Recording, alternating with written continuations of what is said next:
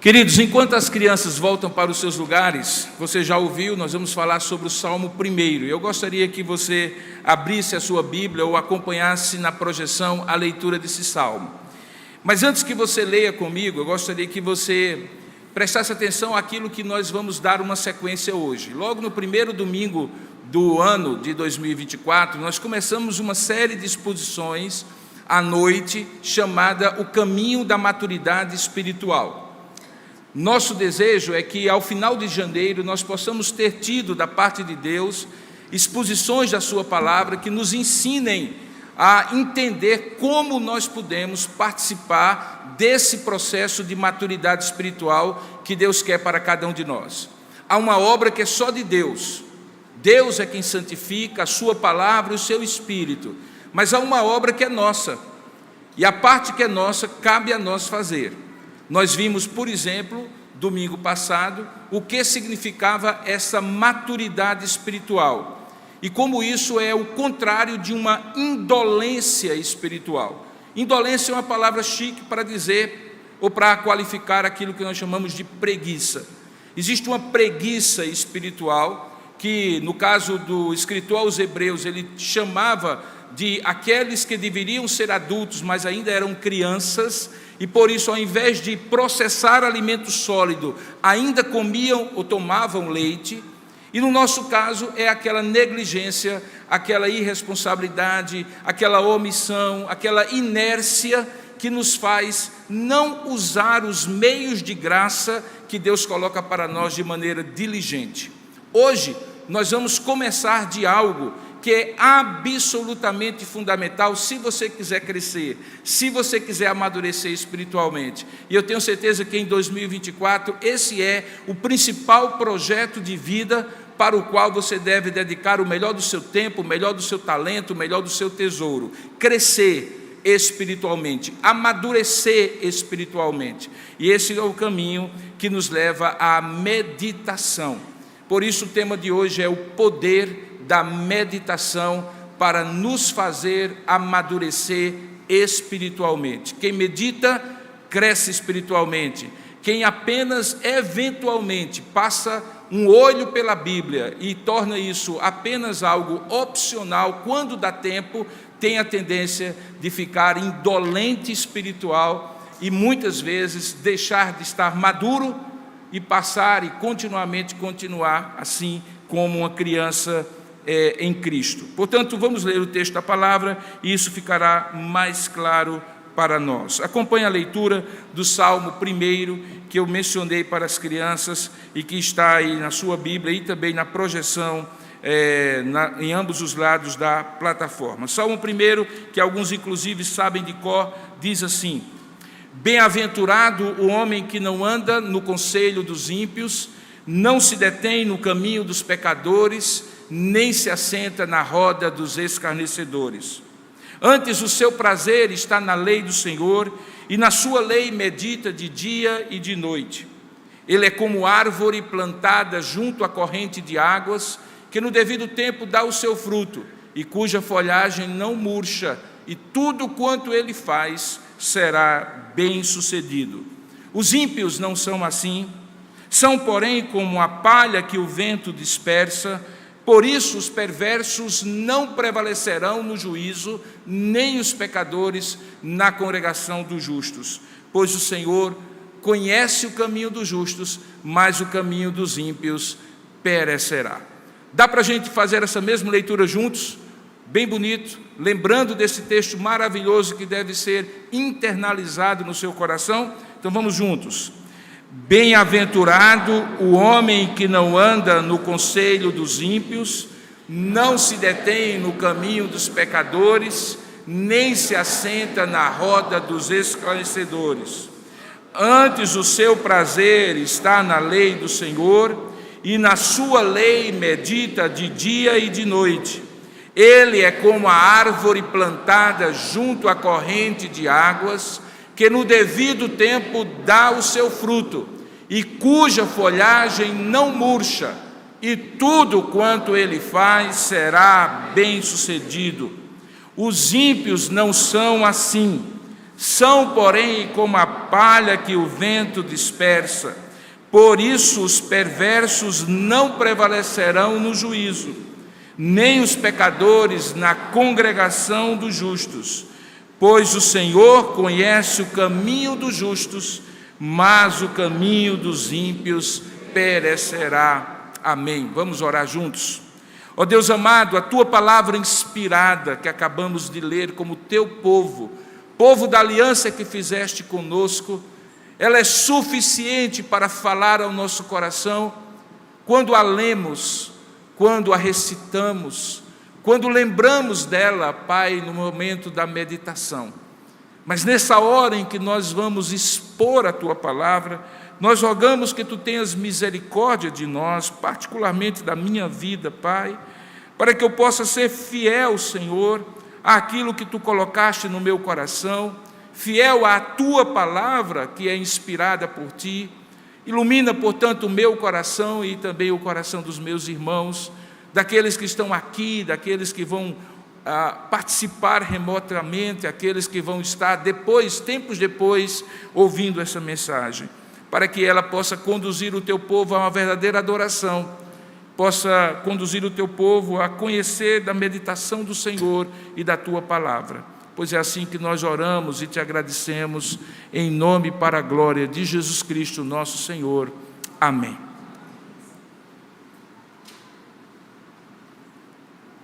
Muitos dos irmãos já tiveram a oportunidade de ler um livro que é considerado por muitos como o segundo livro mais importante da história, ou o livro mais conhecido, traduzido para mais de 200 idiomas, em várias línguas, conhecido com milhares, ou melhor, milhões de cópias conhecidas, desde que em 1678 ele foi publicado pela primeira vez.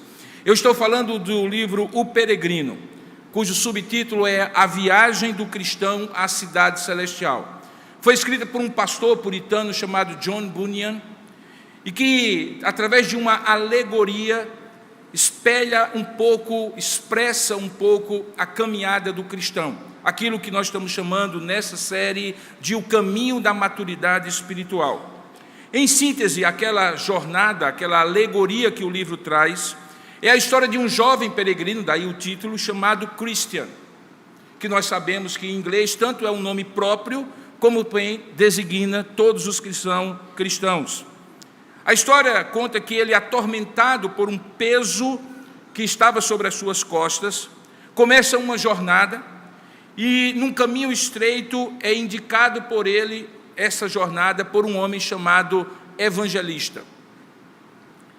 Ali ele poderia alcançar a cidade celestial, que era o propósito dele naquela caminhada.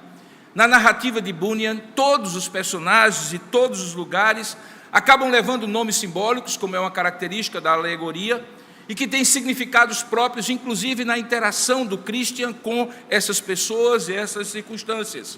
Então nós temos Dona Hipocrisia, a Senhora Boa Vontade, o Senhor Intérprete, o gigante chamado Desespero, a cidade da destruição, o castelo das dúvidas e uma série de outros personagens e lugares. Todos eles caracterizam de alguma forma os obstáculos, desafios e inimigos que o cristão tem na sua vida.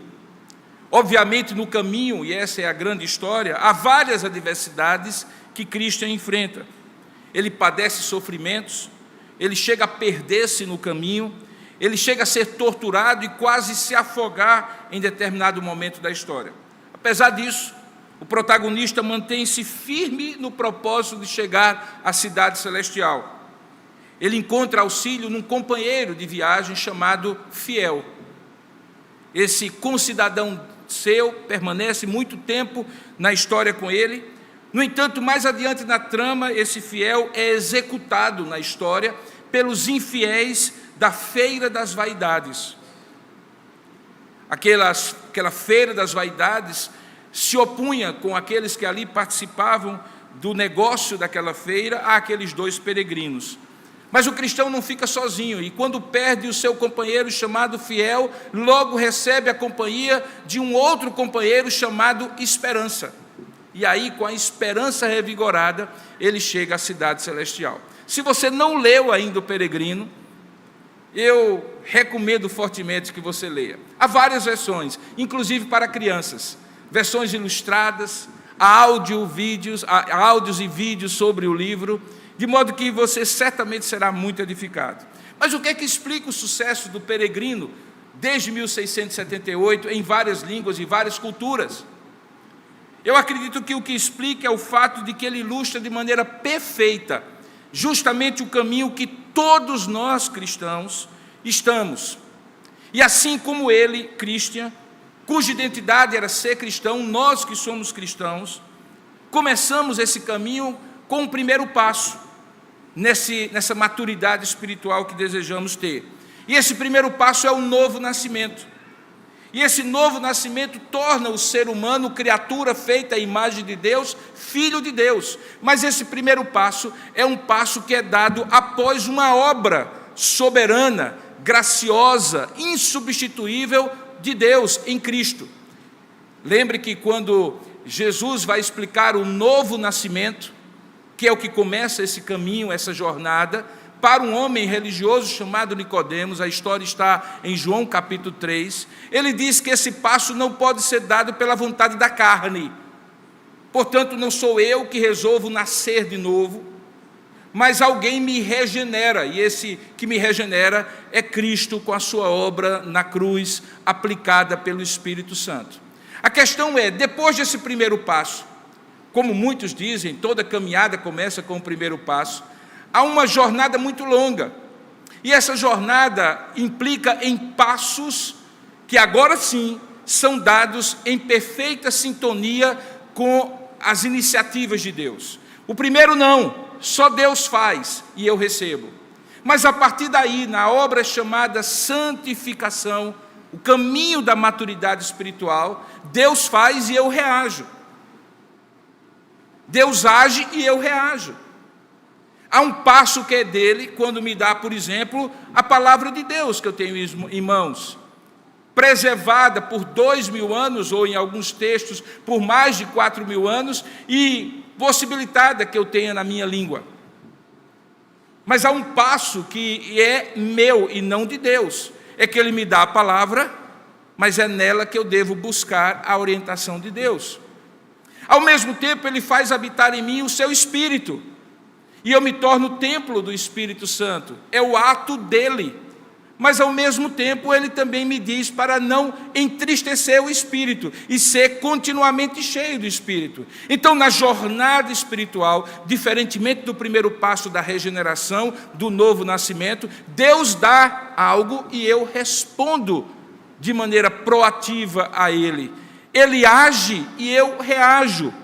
E é justamente quando eu tenho que reagir aos passos que Deus dá para que eu amadureça espiritualmente, é que existem muitas dificuldades para que da minha parte, não da de Deus, eu reaja da maneira como Ele deseja que eu reaja.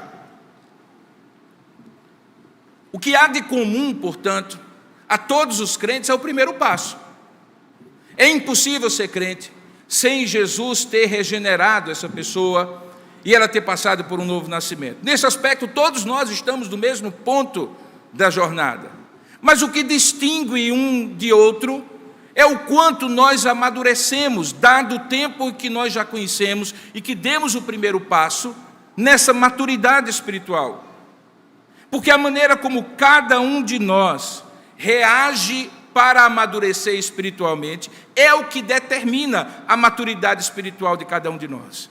Deixe-me ser mais claro, irmão. Você pode chegar no céu como uma criança espiritual, não perder a sua salvação, ter sido regenerado, nascido de novo, receber o Espírito Santo para habitar no seu coração, e por alguma razão que não tem a ver com negligência, omissão ou irresponsabilidade da parte de Deus, mas com a minha ou a sua, você não ter crescido espiritualmente. Deus quer isso? Não. Deus quer, como qualquer outro ser vivo, que você, ao nascer, cresça, amadureça e, de preferência, se reproduza espiritualmente. Deus quer que você se torne um adulto espiritual. Mas como isso acontece? Como e com que eu e você devemos começar e continuamente praticar para aprofundar a nossa maturidade, levando em conta o tempo já decorrido do nosso início da caminhada. Então, esse é o meu desejo nesta noite, é compartilhar com você como e com que você pode aprofundar a sua caminhada espiritual, amadurecer espiritualmente. E eu entendo que se há algo que é imprescindível, inegociável, inevitável, se você quiser crescer espiritualmente, isso se chama meditação espiritual. Meditação. Por isso eu quero que você volte os olhos, por favor, ao texto que nós acabamos de ler. Porque, diferentemente do que alguns imaginam, o Salmo 1 não é uma receita de sucesso, embora ele diz que aquele homem bem-aventurado que ele descreve, tudo quanto ele fizer será bem-sucedido. Aquele bem-sucedido que ali está, creio eu, é a maturidade espiritual. E porque ele se amadurece ou é amadurecido espiritualmente, com a ação de Deus e também com a reação dele, tudo quanto ele fizer será bem-sucedido. Para que isso aconteça, dê uma olhadinha no Salmo novamente. Veja, o Salmo 1 é uma espécie de prólogo, de prefácio, dos 5 livros que compõem o saltério do povo da Antiga Aliança. Se você olhar, talvez na sua Bíblia já tem aí, livro 1, Salmos 1 a 41 na sua versão, é o primeiro livro. Do capítulo 42 em diante, o segundo, e até chegar aos 150, os 5 livros. Esses livros foram compostos por meio de poemas, de homens como Davi, dos filhos de Coré, poemas que eram cantados. Nós não temos a melodia, não temos a métrica, mas temos o texto. E esses poemas eram usados na devoção pessoal. Era também usado na devoção familiar. E era usado até mesmo na devoção do templo, quando o povo de Deus se achegava e havia cantores do templo, alguns da tribo de Levi que se dedicavam explicitamente para isso. Portanto, de alguma maneira, eles cantavam para crescer espiritualmente. E cantavam porque, crescidos espiritualmente, queriam adorar a Deus. E essa dupla função dos salmos. Ele nos ensina e, ao mesmo tempo, nos eleva espiritualmente para que adoremos a Deus diante do ensino que recebemos. Existem salmos explicitamente devocionais, outros que são mais instrutivos, alguns que foram escritos inclusive para serem usados nas peregrinações do povo de Deus quando iam para o templo, são chamados salmos dos degraus. O fato é que esses salmos de diversas naturezas, diversos tipos, eles expressam aquilo que há de mais profundo na alma humana.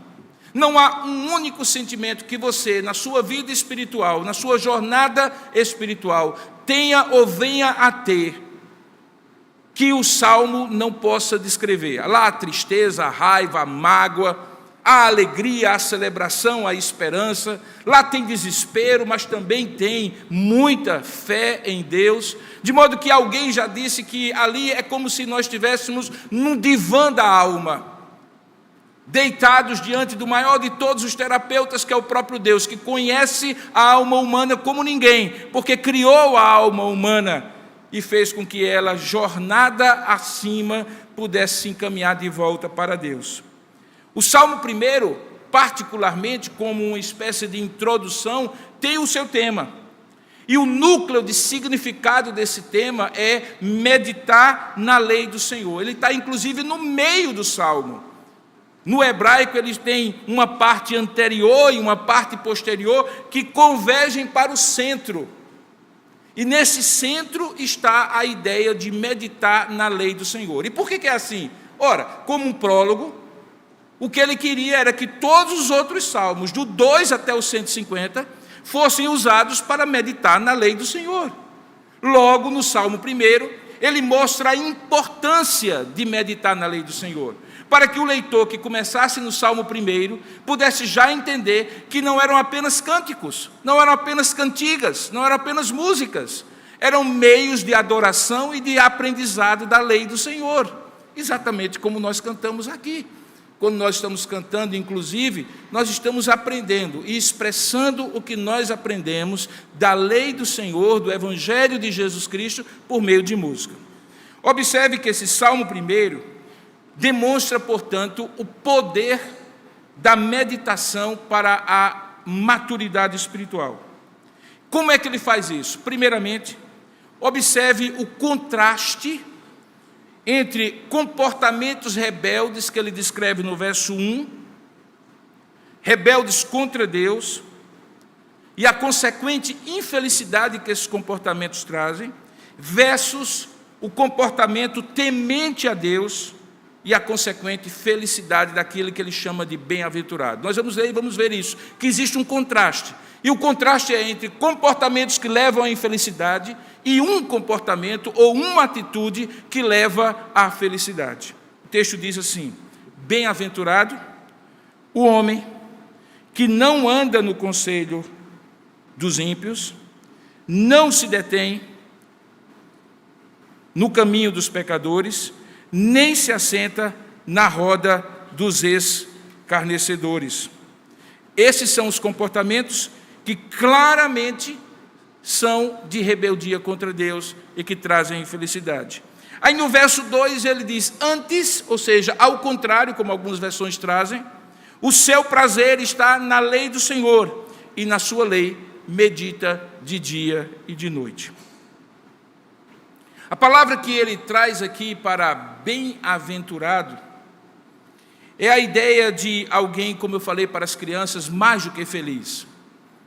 Mas a felicidade, ou a mais do que a felicidade, do ponto de vista de Deus, está ligado à bênção de Deus. Ninguém é feliz sem a bênção de Deus, em resumo é isso. Tanto é que quando no Novo Testamento Jesus vai começar o seu Sermão da Montanha, o primeiro dos 5 discursos que ele faz em Mateus, ele sobe ao monte, a multidão o segue, os seus discípulos chegam mais próximos dele e ele começa com aquilo que nós chamamos de bem-aventuranças. A palavra em hebraico para bem-aventuranças é a palavra ashrei, e a palavra grega para bem-aventurança é a palavra makarios. Ambas trazem a ideia de que é impossível ser feliz se não for pela bênção de Deus. Por isso que, quando ele diz que bem-aventurado é, ele está falando não apenas alguém que é alegre, que é festivo, mas alguém que tem consciência de que a sua vida está nas mãos de Deus e tudo quanto lhe traz felicidade e sucesso depende do vento, da ventura, do impulso, da graça de Deus sobre essa pessoa. Michael Brown, quando escreve sobre esse vocábulo, no Novo Dicionário Internacional de Teologia e Exegese do Testamento, ele diz assim, entre aspas, aquilo que o mundo chama de sortudo ou de afortunado, a Bíblia chama de ashrei. É uma ênfase na vida de relacionamento correto com Deus. Logo, quem é bendito e abençoado, só é bendito e abençoado, diz Brown, porque é verdadeiramente feliz. E alguém que é verdadeiramente feliz, só é verdadeiramente feliz, conclui ele, porque é abençoado. Ele ainda faz uma conexão muito interessante no seu comentário. Ele diz assim, abre aspas, a verdadeira natureza da felicidade daquele que é ashrei pode ser observada ao se comparar, por exemplo, um texto que eu gostaria que você abrisse, em 1 Reis, capítulo 10, verso 8. Ele usa esse texto como ilustração. Lá, o texto diz assim, a rainha de Sabá, que vai visitar Salomão, diz a seguinte palavra, 1 Reis 10, 8. Ela diz assim, felizes, em relação a Salomão, felizes são os teus homens, felizes são esses teus servos, que estão sempre diante de ti e que ouvem a tua sabedoria. Adivinhe qual é a palavra que ela usa e que traduzida aí no texto de 1 Reis, capítulo 10, verso 8, por felizes. Qual é a palavra? Ashrei, bem-aventurado. Então é como se ele dissesse assim: bem-aventurados, muito abençoados, e por isso muito felizes são os teus homens e os teus servos, que estão sempre diante de ti, ó rei Salomão, e que ouvem a tua sabedoria. O paralelo espiritual, dizia Brown, é muito interessante. Porque no Salmo 65, verso 4, essa palavra é usada novamente. A palavra que é traduzida por bem-aventurado e feliz. E olha a comparação que é feita. No primeiro texto, a rainha de Sabá diz que aqueles que estavam diante de Salomão são bem-aventurados. Mas no texto de Salmo 65, verso 4, olha o que é que diz. Diz assim: bem-aventurado aquele a quem escolhes e aproximas de ti. Para o quê? Para que assista nos teus átrios. Ficaremos satisfeitos com a bondade de tua casa, o teu santo templo. Nesse texto, Salomão está para Deus, como os seus servos e empregados estão para todos aqueles que se aproximam de Deus para adorá-lo. Ou seja, todos são bem-aventurados, a depender de quem ou diante de quem eles estão. Portanto, a bem-aventurança tem a ver com diante de quem você está, diante de quem você vive, diante de quem você adora, a quem você entrega o seu caminho. Bem-aventurado não tem a ver com sorte ou competência. Tem a ver, da parte do cristão, com algo que é sobrenatural, que é transcendental. Que é a ideia de que bem-aventurança tem a ver com a bênção de Deus sobre a vida de alguém. E se há algo que eu posso fazer, é estar na presença desse Deus. Os reformadores do século XVI cunharam uma expressão que é a expressão corandel, que significa diante da face de Deus. Portanto, viver diante da face de Deus é o caminho da bem-aventurança, e é isso que o Salmo quer dizer.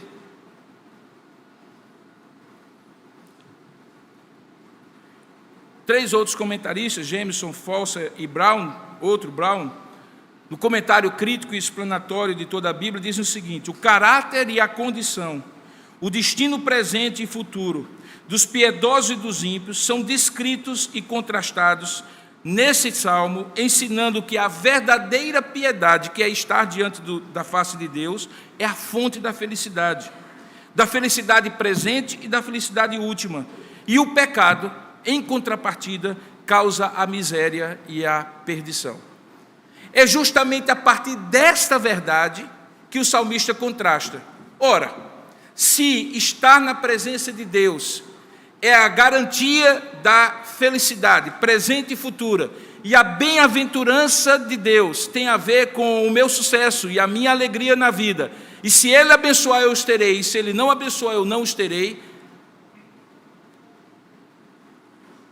que comportamentos eu deveria ter para estar na presença de Deus, para amadurecer espiritualmente, para ser considerado bem-aventurado, feliz e bem-sucedido? Ele começa dizendo, primeiramente, o que você não deveria fazer. Aquilo que eu estou chamando de comportamentos rebeldes contra Deus. O salmista enumera 3 e você já entendeu aí, porque eles estão muito claros no versículo 1.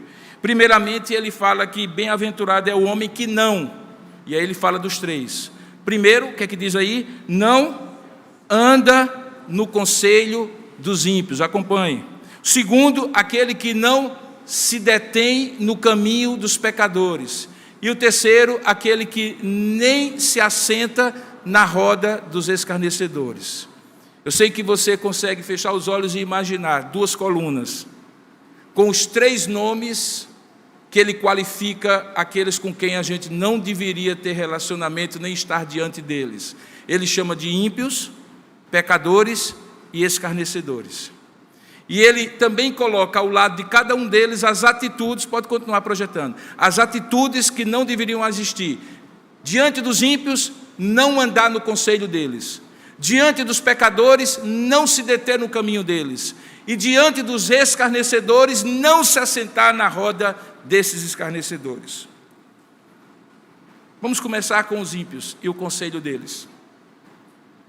A palavra halar, em hebraico, significa, e que é traduzida aqui por andar no conselho dos ímpios, significa ser influenciado em sua maneira de viver. é o substantivo mais usado em todo o Antigo Testamento como metáfora para a vida. Andar é nada mais, nada menos do que 1.500 vezes mencionado somente nas páginas do Antigo Testamento. E todas elas têm um significado, que é o significado de viver de acordo com. E o que ele está dizendo, em outras palavras, é que alguém que quer ser bem-aventurado não pode viver, ser influenciado, ser levado por aqueles que são ímpios, ou pelo conselho que eles trazem. Observe que é o conselho dos ímpios, ou seja, daqueles que não têm temor a Deus, que está influenciando a maneira de viver dessa pessoa. E é justamente porque está influenciando que os conselhos, que generalizadamente expressam a ideia de que alguém foi influenciado na sua decisão, não é apenas uma mera opinião, mas uma influência que faz com que alguém decida alguma coisa, ou como diz na moderna linguagem, alguém que fez a cabeça de outro, que afasta esse homem do caminho de Deus. Portanto, o que ele está dizendo é que existe sim a possibilidade e a necessidade de você ouvir opiniões. E nem sempre as opiniões vão ser opiniões sempre de pessoas piedosas, tementes a Deus. Lá no trabalho onde você está, no estudo, na sua vizinhança, as pessoas são livres para dizer, eu acho isso, eu acho aquilo outro, e você não tem como fechar os ouvidos, se alienar e dizer assim, eu nem quero ouvir isso. A questão não é essa. A questão é que o texto diz que se você andar segundo o conselho dos ímpios, eles farão a sua cabeça. Porque andar segundo o conselho é determinar a própria vida de acordo com a opinião e a influência daquele conselho. E ele diz, quem faz isso não é bem-aventurado. Bem-aventurado é quem não anda, não é influenciado, não toma suas decisões baseadas nesses conselhos, que porque não tem o extrato, o fundamento do temor a Deus, podem até fazer sentido, mas não necessariamente expressam o caráter de Deus. No tempo que eu morei nos Estados Unidos, na década de 90, do século passado, eu vi um pastor dizendo para mim algo muito interessante. É que no contexto americano, de uma cultura que foi muito influenciada pelo Evangelho, a coisa começou a derivar para uma cultura pós-cristã, ou seja, em que o cristianismo era apenas um dado da história e as pessoas eram nominalmente religiosas. A partir do momento em que as pessoas começaram a tirar a Escritura Sagrada como regra de fé e prática e como referencial último para determinar leis, opiniões, conselhos, direcionamentos para a juventude e para todas as outras áreas da vida, e começaram a substituir por conselhos de homens especialistas em outras áreas, mas não necessariamente tementes a Deus. E aí ele dizia o seguinte: triste é uma nação como a nossa, que foi colonizada por homens tementes a Deus, que nos legaram a fé cristã, mas hoje, semanalmente, precisam ouvir os conselhos de Ofra, que é ou que era, não sei se ainda hoje ela está no ar, uma talk show dos Estados Unidos, uma pessoa que tem um programa semanal, se não for diário, na televisão americana. Então ele dizia assim, na hora em que se deixa a Escritura e o conselho de homens piedosos, e a maneira como as pessoas vão determinar a sua vida, depende de alguém que, não sendo temente a Deus, dá uma série de conselhos muito doces, muito bonitos, que parecem ser muito bons, mas não tem fundamento na palavra, esse povo intuitivamente vai dizer, então a Bíblia é uma das fontes de piedade, mas não é a principal fonte de piedade. Troque Ofra por Ana Maria Braga. Eu sei que você lembrou, porque é exatamente assim que começa o programa. Todas as manhãs. dando conselhos sobre a vida, com a música de fundo melancólica, e fazendo com que as pessoas, ao invés de já terem tido o seu encontro com Deus, no seu momento devocional, e tristemente os cristãos, mais do que qualquer outros, ligam a sua TV e escutam o que Ana Maria Braga tem a dizer para eles, mas não param nem um instante para andar no conselho da palavra de Deus, na meditação do Senhor. Quem anda no conselho dos ímpios não é bem-aventurado. Segundo quem anda no conselho dos ímpios também eventualmente acaba por se deter no caminho dos pecadores. A ideia de se deter num caminho significa alguém que para, não para descansar, mas para se reorientar. Você está fazendo uma caminhada, em algum momento você olha para o tempo e diz assim, dado o tempo que eu estou caminhando, eu deveria já estar aqui, será que eu estou perdido? E aí você para, se detém nesse caminho e busca orientação de outros que estão caminhando com você, que ele qualifica aqui de pecadores. Ele não está dizendo que você não é pecador. A diferença de você para estes pecadores é que você é um pecador remido que está naquele mesmo caminho do peregrino.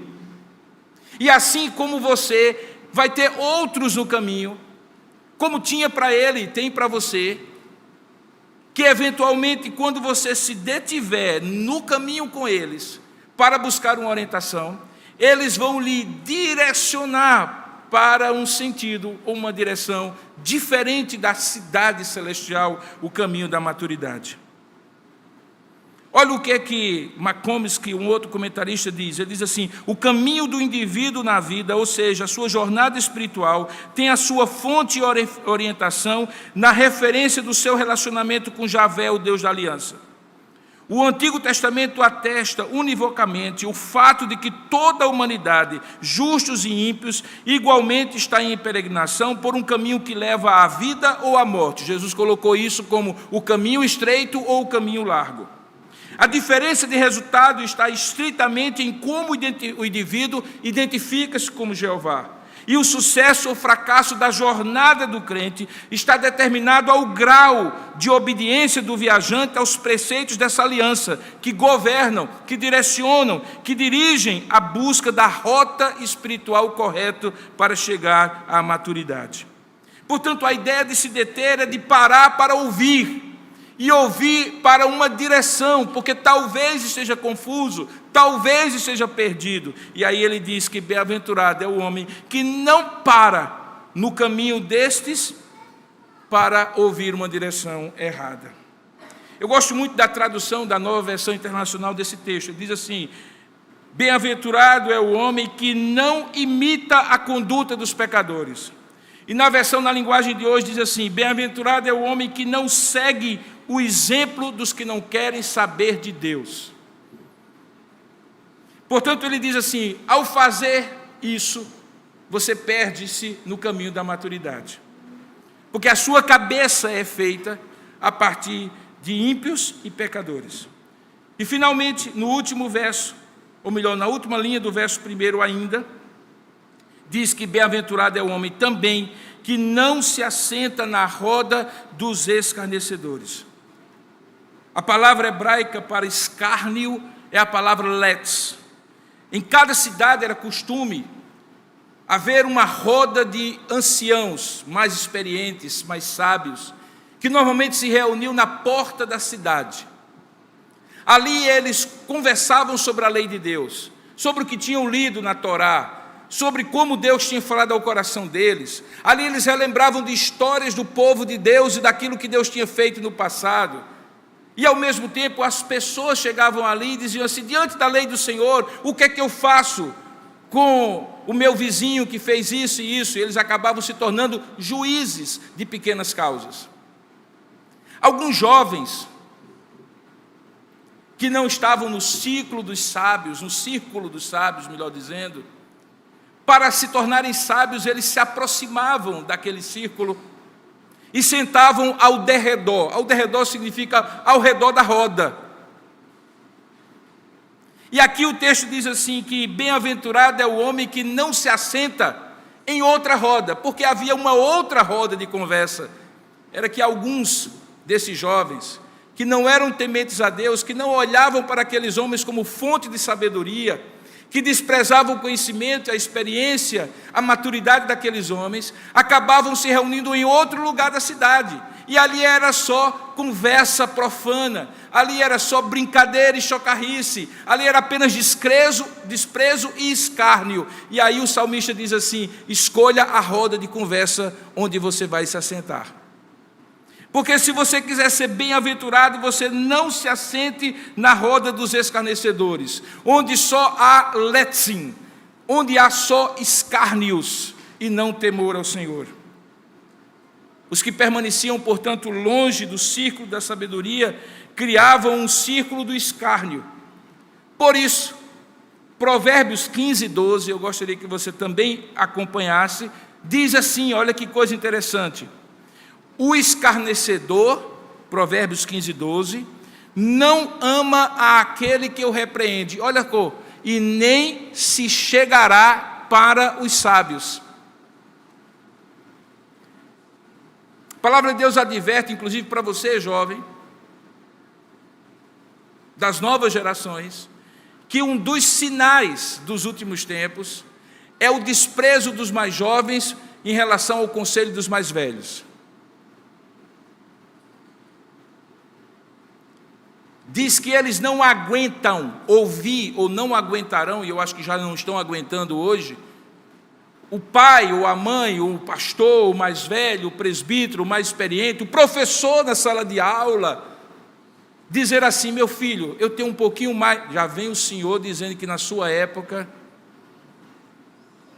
se antes, na minha época, a gente jamais ousaria dizer a um pai isso, eventualmente poderia até pensar, mas dizer jamais, hoje é dito de uma maneira tão deslevadamente e desavergonhada, que caracteriza que há uma outra roda que está sendo criada, e que não é física nem presencial, às vezes é nos grupos de WhatsApp, é nas redes sociais, influenciada por quem? Por os influenciadores. Alguém disse assim: pastor, o senhor está citando muitos nomes, cuidado, vai acabar levando um processo. Eu digo: nada, daqui ninguém se importa comigo. Mas são aqueles mesmos que você se lembra aí.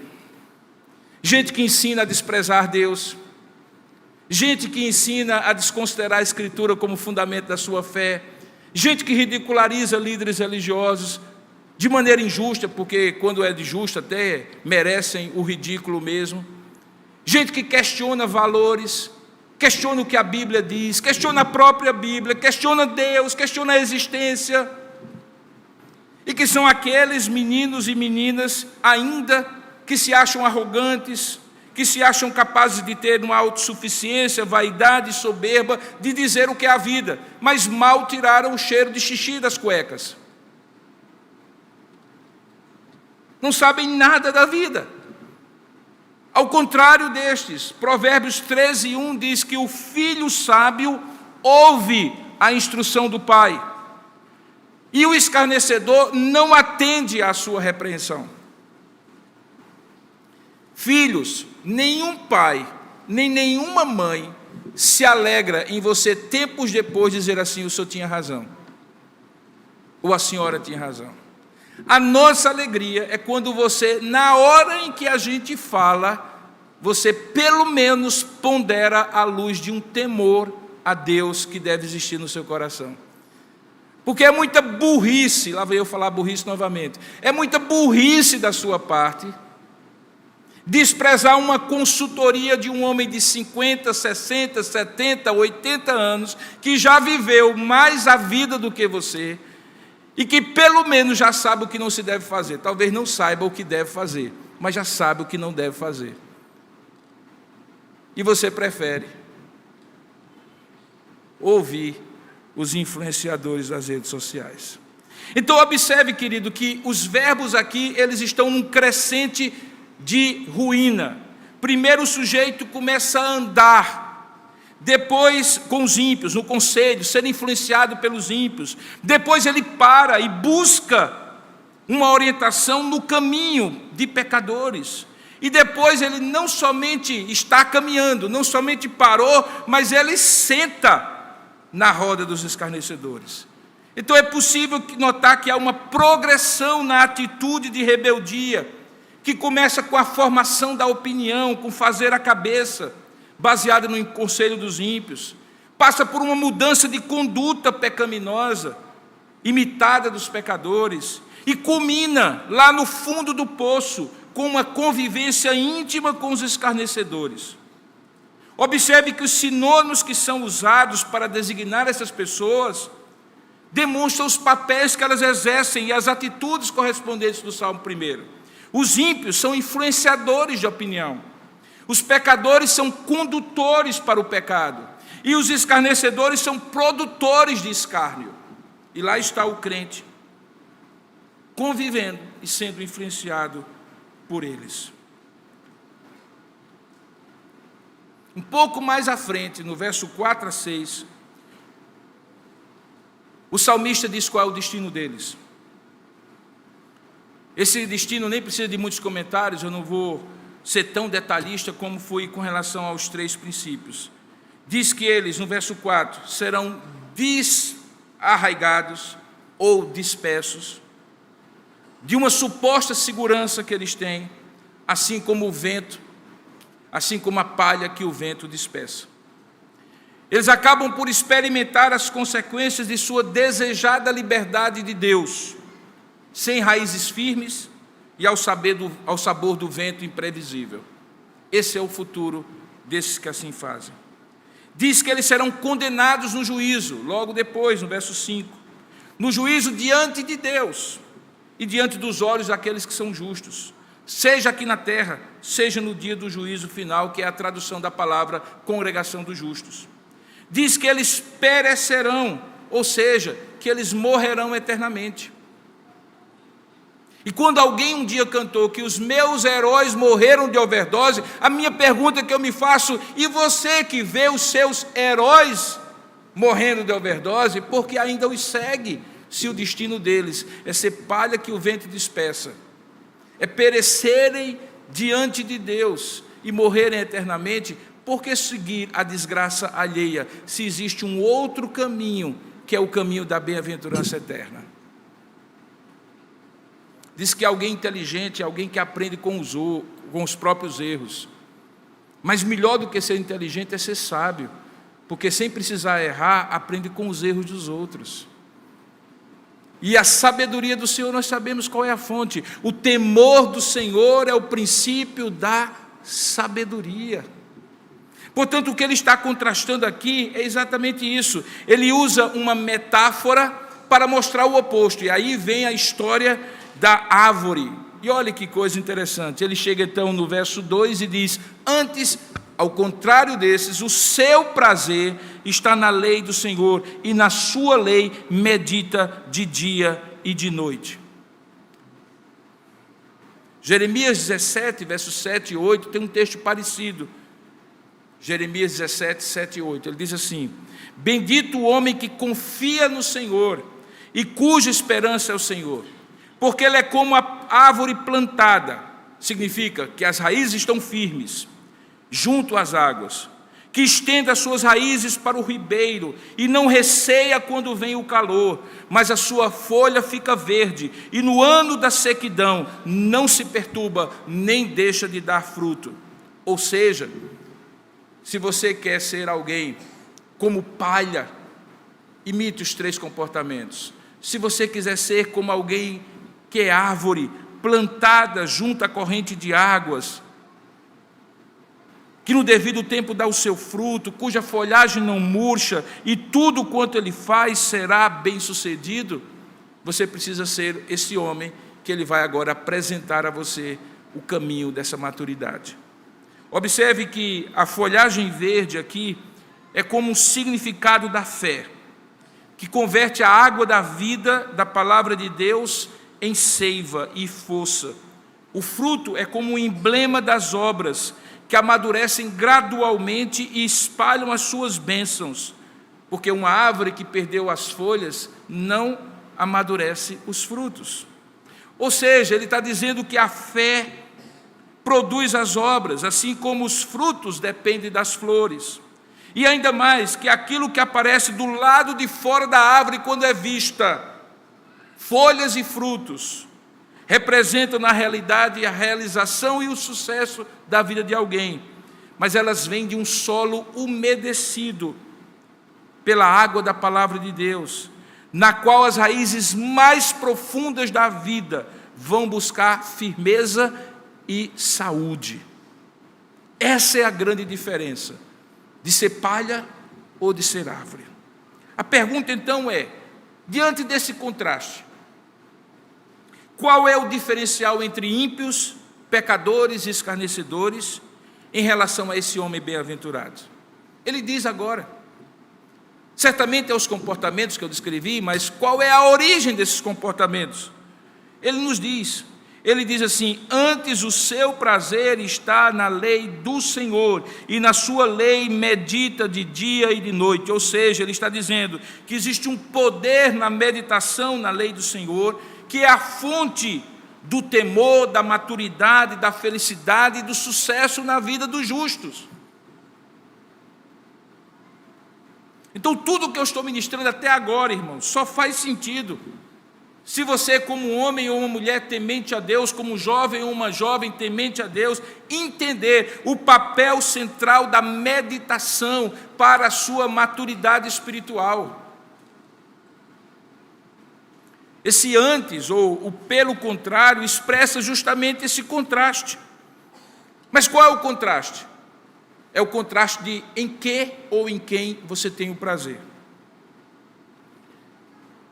A palavra prazer aparece 36 vezes no Antigo Testamento. É a tradução da palavra hebraica hefetz. Significa uma profunda satisfação, não aquele prazer rápido. Ele está associado ao objeto, é prazer, mas é prazer e uma profunda satisfação na lei do Senhor, que todos nós sabemos ser a Torá. Nesse contexto, querido, preste bem atenção, significa alguém que mais do que conhece as leis, mais do que sabe dos mandamentos de Deus, mas é alguém que tem prazer na instrução prática para a vida dele, daquilo que Deus dá na sua lei. Porque uma coisa é você conhecer a lei, outra coisa é você ter nela prazer, você ter satisfação naquilo que esta lei ensina para você na vida prática. E a melhor maneira para obter esse nível de satisfação é a meditação. A leitura é o primeiro passo, porque obviamente é impossível meditar sem conhecer alguma coisa. E obviamente quanto mais leitura, mais conhecimento, e quanto mais conhecimento, mais material para você meditar. Porém, o que é meditar? O que significa essa palavra aqui? Seria para alguns pensar sobre nada? Seria ficar lendo e decorando a palavra? Seria deixar a mente vazia, emitir um mantra e se deixar levar por um estado de consciência profunda ou até de semiconsciência? Seria tomar um chá, passar por uma experiência alucinógena, reveladora dos seus medos, das suas raivas e do seu potencial de amar e transformar a si mesmo? É dessa meditação que nós estamos falando? Não. Todas essas respostas apontam para algum tipo de meditação, de uma meditação transcendental ou uma meditação pragmática. Mas o objeto dessa meditação está claro, é alguém que medita e tem o seu prazer e a sua satisfação na lei do Senhor. E qual é essa meditação? É uma meditação que acontece de dia e de noite. Ou seja, continuamente, assim como aquela recomendação de Paulo, orai sem cessar. E a grande pergunta é, como é que eu vou ficar meditando na lei do Senhor? Eu não vou mais trabalhar, eu não vou mais estudar, eu não vou mais existir, eu vou ficar só com a Bíblia diante dos meus olhos e meditando ali, a vida vai acontecer, as contas vão chegar, os boletos vão ficar devendo, eu não vou fazer mais nada. Não. Talvez ajude você a entender pelo significado da palavra meditar. A palavra hebraica que é usada aqui é a palavra hagar, que vem da raiz gemer. E significa ruminar palavras como o animal rumina a comida, colocando-a para dentro e colocando-a para fora, e absorvendo toda a sua riqueza. Em outras palavras, se eu fosse fazer uma palavra, eu dizia assim, que bem-aventurado é aquele que tem o seu prazer profundo, a sua satisfação profunda na lei do Senhor, e fica ruminando na sua lei de dia e de noite, botando para fora e botando para dentro, pensando e repensando, lembrando e aplicando, imaginando como isso se refere àquilo, e aquilo, e aquilo, e aquilo e outro, e deixando a sua vida ser influenciada por essa meditação, na decisão que toma, na visão que tem de determinado problema, no relacionamento que estabelece com as pessoas e que começa a ficar impregnado com jeito, com gosto, com sabor, com cheiro da lei do Senhor. Você sabe que quando alguém come uma comida forte, eu tive uma oportunidade de procurar uma casa para comprar, e eu fui procurar uma casa para comprar e foi-me levado pelo corretor à casa de uma pessoa de um determinado país que tem costume de usar temperos muito fortes, particularmente o curry, aquele tempero muito forte. E quando o corretor abriu a porta do carro, eu estava ao lado dele, eu estava do outro lado da rua, eu senti, saindo de algum lugar que eu não sabia, porque até então eu não sabia de quem era a casa, ou de qual nacionalidade, de qual cultura, o cheiro daquele tempero forte. E eu fui visitar, eu me lembro que eu estava com o Céfala, está rindo ali, e a gente foi por educação ao corretor, mas a gente, à medida que foi se aproximando, a gente começou a espirrar, começou a ter um cheiro forte, porque aquela casa estava impregnada do tempero daquela família. Ruminar é deixar a vida ficar impregnada da lei do Senhor, é suar a lei do Senhor, é chorar a lei do Senhor, é respirar a lei do Senhor, é ruminar a lei do Senhor, é não tomar decisões baseadas em opiniões de A, de B ou de C, mas perguntar, Senhor, o que é que a Tua palavra me orienta que eu tome como decisão para esse momento? É estabelecer um nível de relacionamento com alguém, seja ele qual for, baseado nos princípios da palavra, porque aquilo vaza de você, aquilo sai de você naturalmente, eu diria sobrenaturalmente, porque aquilo está impregnado em você. Meditar é deixar-se impregnar pela palavra, não é apenas conhecer, não é apenas ler de vez em quando, é se deixar suar pela palavra, botando para dentro e botando para fora, aplicando e tornando aquilo o sabor da vida. E se colocar para dentro na forma de pensamento e colocar para fora na forma de palavras e atitudes, produzem uma meditação que não é alienante, nem fora da realidade. Nesse sentido é que o Salmo 63, 7 e 8 usa outros sinônimos como recordar, para falar de meditação. Olha o que é que diz Salmo 63, 7 e 8. Ele diz assim, com júbilos nos lábios, a minha boca te louva, no meu leito, quando de ti me recordo, e em ti medito, Salmo 63, 7 e 8, durante a vigília da noite.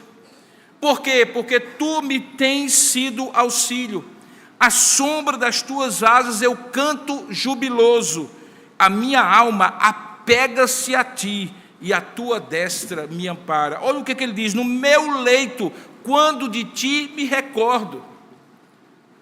É consenso na maioria dos profissionais de saúde mental que fazer um plano a cada manhã, visualizando a agenda que você tem no dia, e antes de dormir fazer uma avaliação daquilo que você conseguiu, faz com que você seja mais produtivo.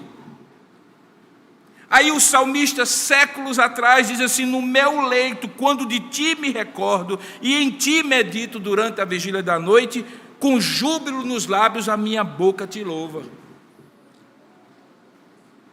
O Salmo 67, verso 13, vai na mesma linha.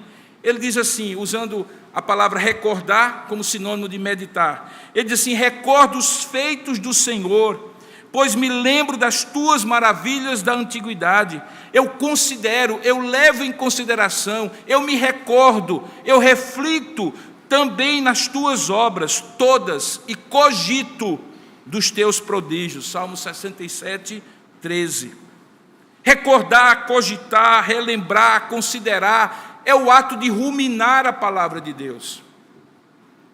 Talvez a maior tristeza é saber que amanhã de manhã, se você não for intencional, você nem vai se lembrar do texto do sermão que eu estou pregando hoje.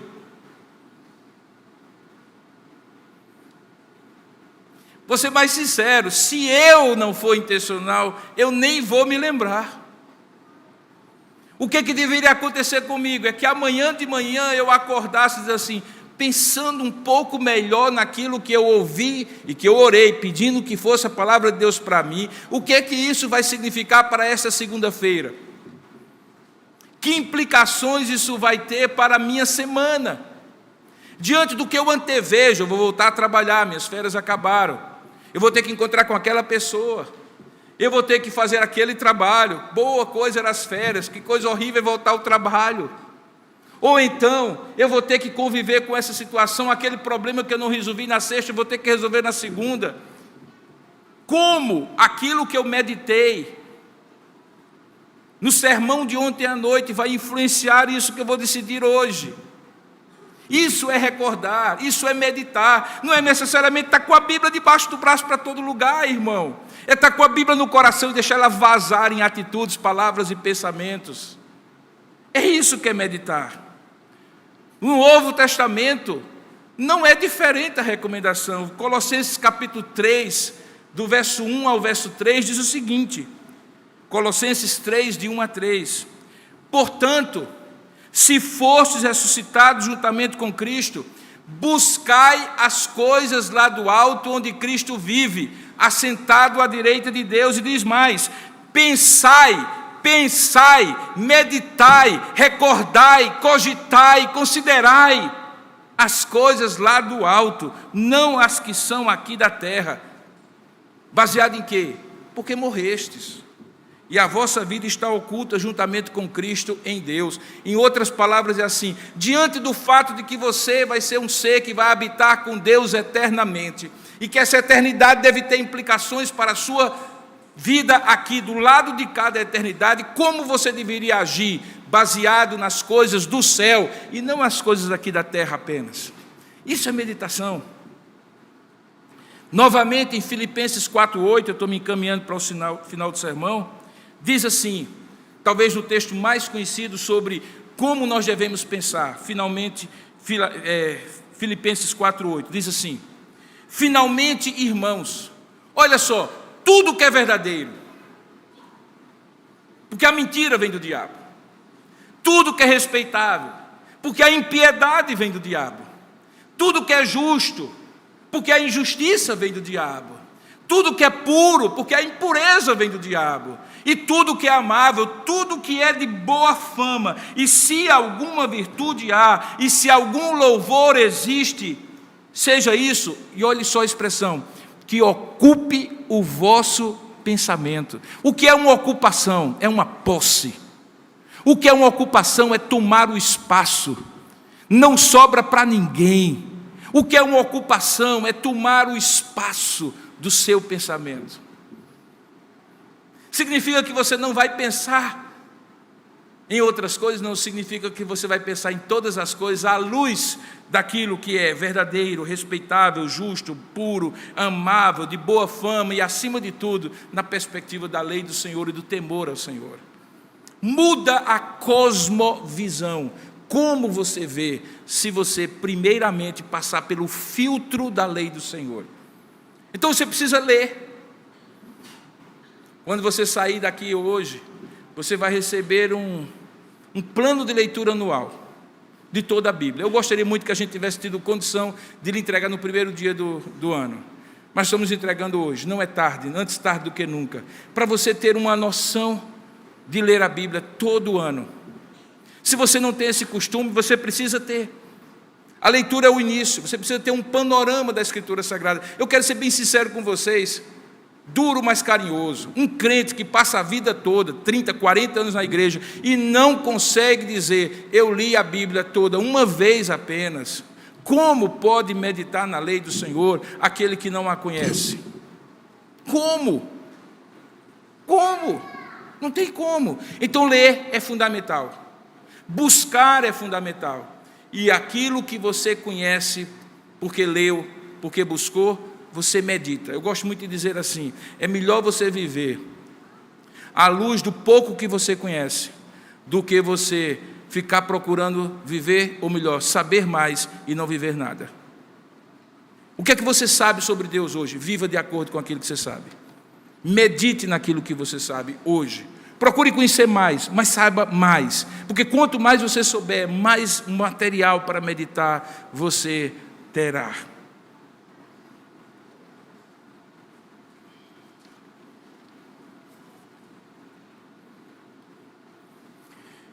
No final e eu estou chegando à minha conclusão agora, realmente. No final do 4º discurso de Moisés, ele fez 5 discursos no livro de Deuteronômio, que é a segunda lei. Aquele homem estava se despedindo do povo que conduzira por 40 anos. E ele diz o seguinte, você pode acompanhar, está na palavra de Deus, no livro de Deuteronômio, especificamente no capítulo, deixa eu ver aqui, que eu não coloquei nas minhas anotações, desculpe. No capítulo 29, desculpe, no capítulo 30, é o capítulo 30 de Deuteronômio. Como eu costumo sempre dizer, eu prefiro que a palavra de Deus fale mais e eu fale menos, embora nem sempre isso aconteça. Mas olha só, e eu vou ler para você, por favor, imagine-se assim.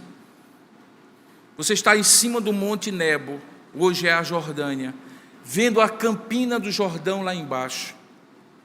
Moisés não vai entrar com você, foi ele que você viu, desde que era criancinha, conduzindo você, sua família e seu povo, durante o êxodo do deserto. Ele quer dizer as últimas coisas que você precisa ouvir, para você entrar e conquistar aquela terra. Aí o que é que ele diz? Se imagine nessa situação. É como se fosse o último discurso, o discurso de despedida, as últimas instruções. O que você não pode esquecer depois que ele tiver partido.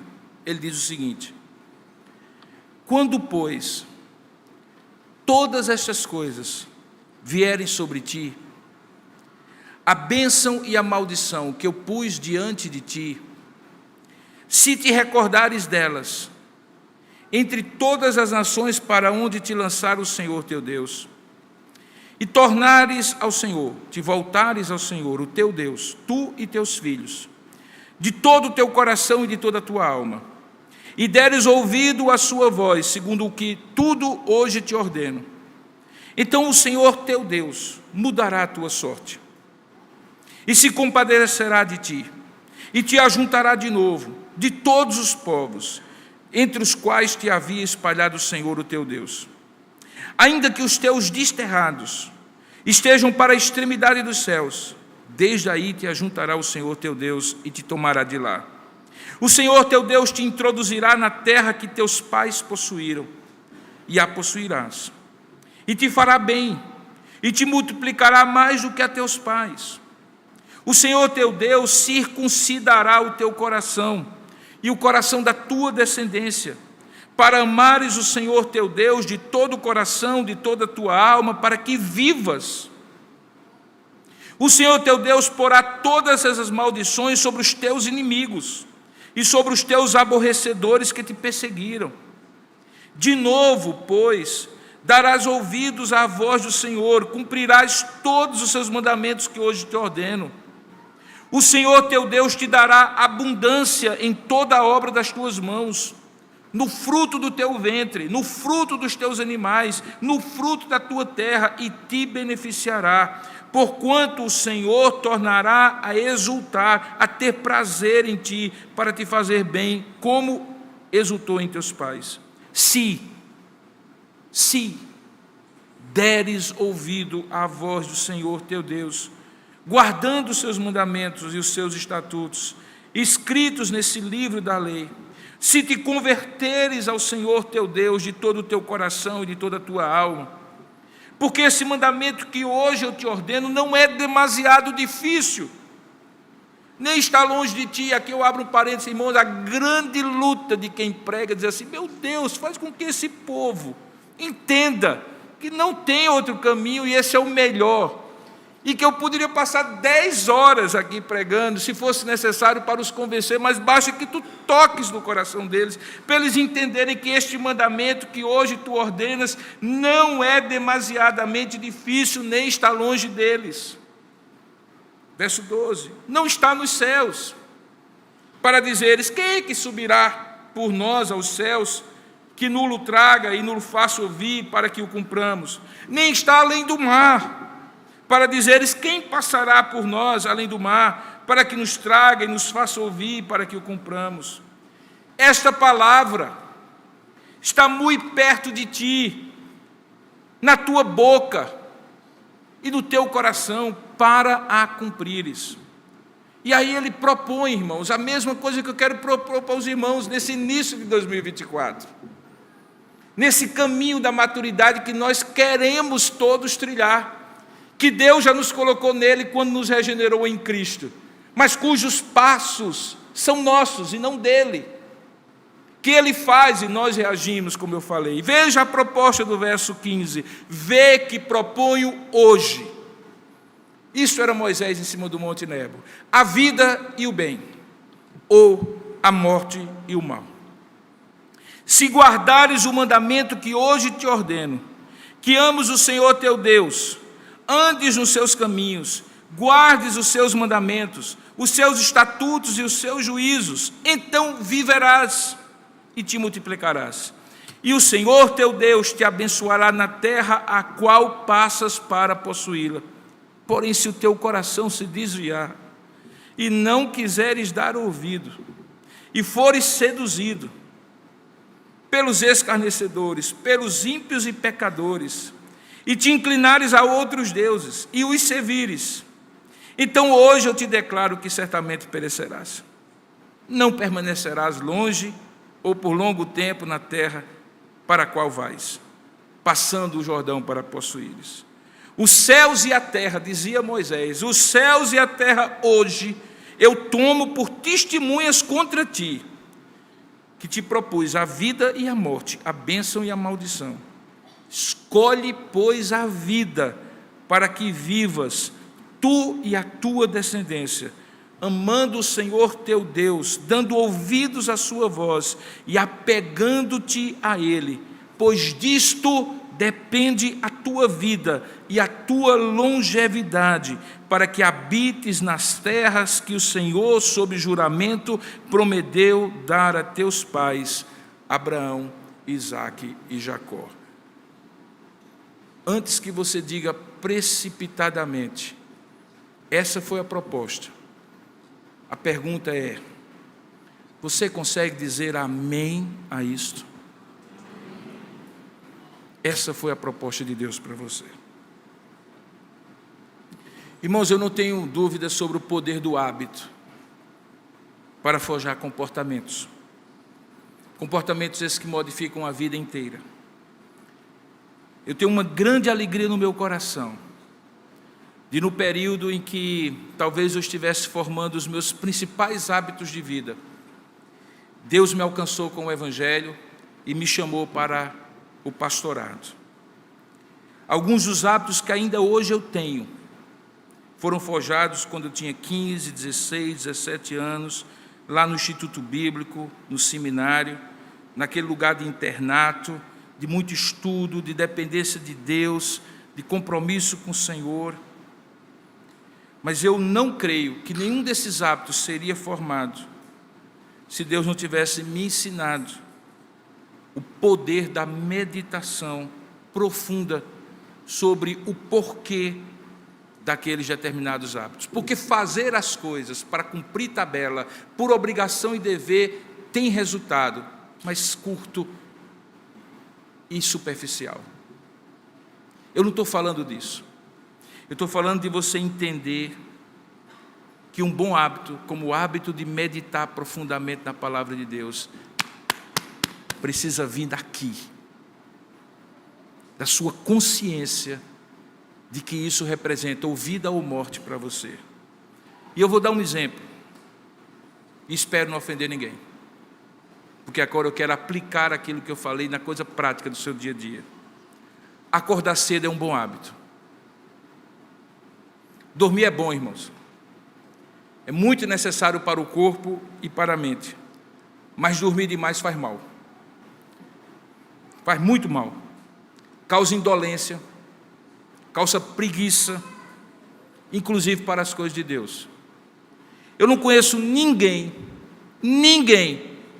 que durma muito e seja bem-sucedido. Eu não conheço. Ninguém.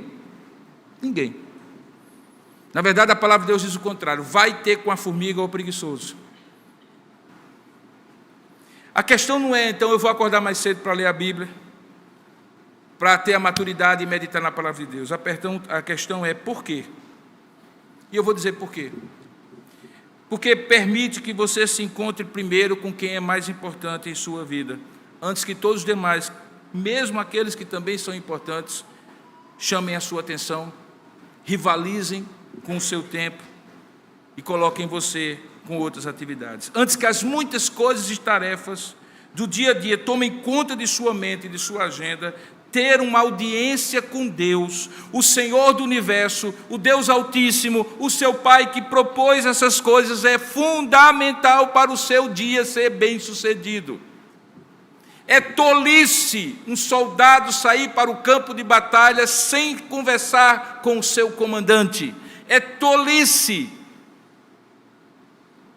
Então, independentemente do seu padrão de sono, inclusive você que é adolescente, que naturalmente gosta de dormir muito, como eu já gostei um dia, independente do seu costume de ser notívago, eu vou lhe dizer algo direto: eu não acredito que alguém amadureça espiritualmente sem priorizar a meditação, e particularmente sem priorizar no melhor momento do dia, que é antes de tudo e antes de todos.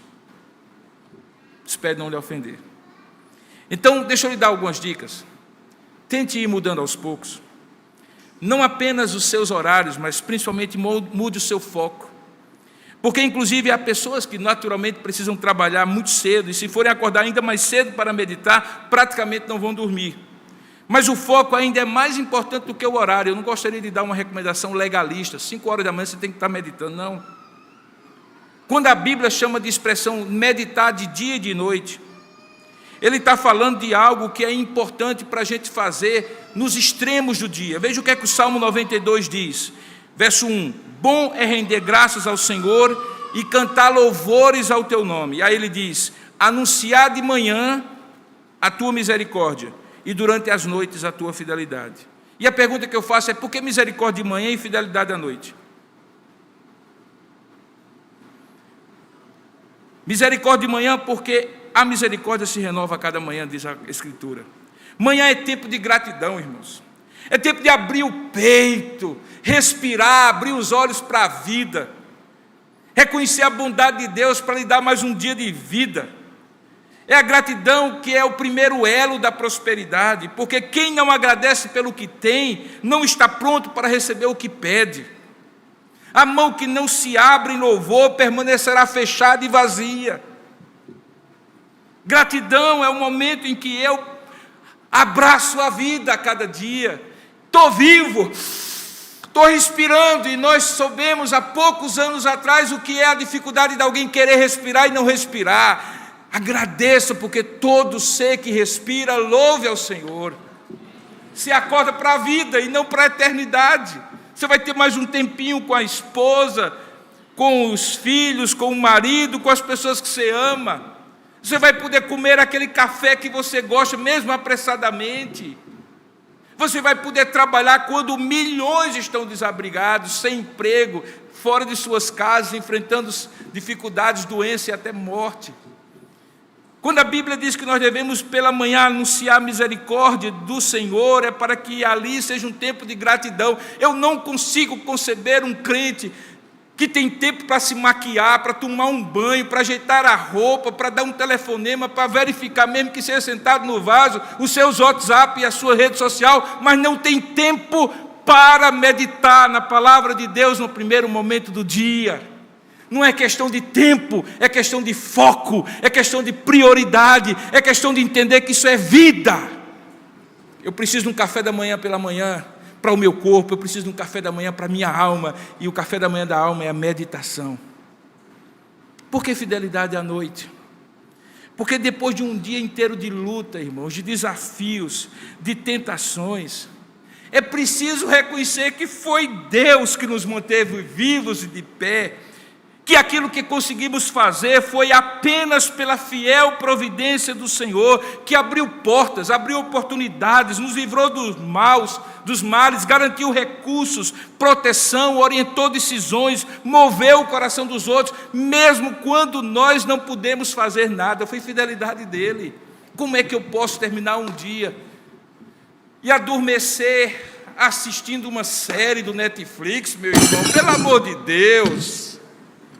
E não ter tempo para agradecer a Deus e anunciar a sua fidelidade? Como é que você maratona no final de semana inteiro, a ponto de não conseguir vir pela manhã na escola dominical e meditar no dia do Senhor? Como? Não é questão de tempo, é questão de foco. É de você entender que isso é vida. Então, talvez você diga assim: pastor, eu já entendi, não fique nervoso não. Mas como é que eu faço?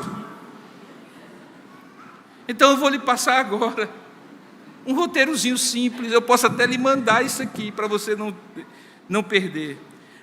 Querido, 30 minutos. Separa aí, 30 minutos. Meia hora. 30 minutos. Faça uma sequência simples. Uma oração, uma leitura bíblica, um tempo de pergunta e resposta ao texto para você entender. Esse texto não precisa ser grande. Você precisa entender o que está ali. E no final agradeça orando a Deus e consagrando o seu Deus esse momento devocional. Faça isso. Faça isso amanhã, terça, quarta, quinta, sexta, sábado, domingo, segunda, terça, quarta, quinta, sexta, sábado, domingo, segunda, terça, quarta, quinta, sexta, sábado, domingo. Faça isso por um mês, faça isso por um ano, faça isso por 10 anos, faça isso por 20 anos. E eu duvido que sua vida não amadureça espiritualmente. 30 minutos de 24 horas.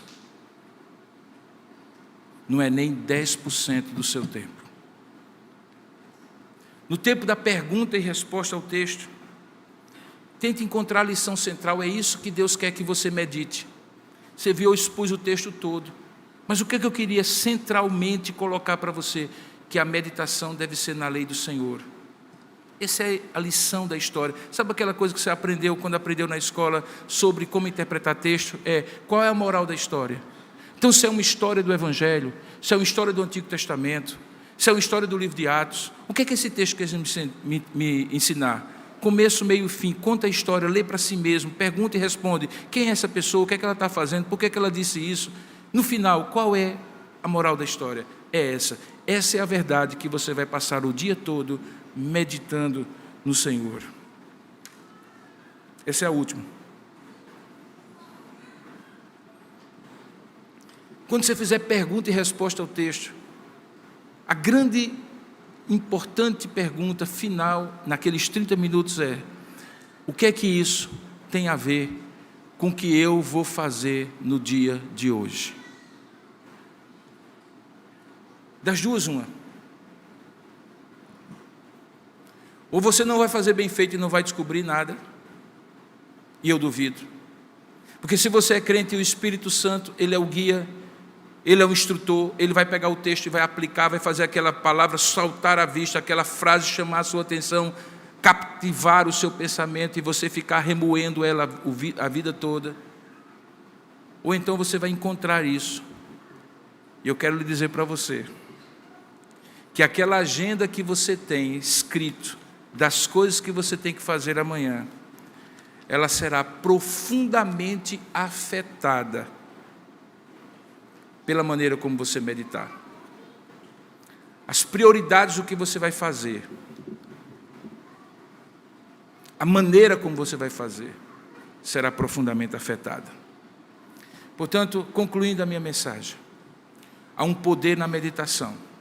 Ele transforma a sua vida, se você for intencional, se você for contínuo, se você for consistente nele. Esse é o primeiro passo do caminho da maturidade espiritual, que depende de você. Que Deus abençoe a sua vida. Amém. Ó Deus amado e querido Pai, eu quero te pedir a tua bênção sobre essa mensagem, para que naquilo que o Senhor quer falar aos nossos corações e falou, o Senhor possa aplicar a tua palavra à necessidade de cada um de nós aqui. Ajuda-me, Pai, ajuda os meus irmãos a amadurecer espiritualmente, em nome de Jesus. Amém.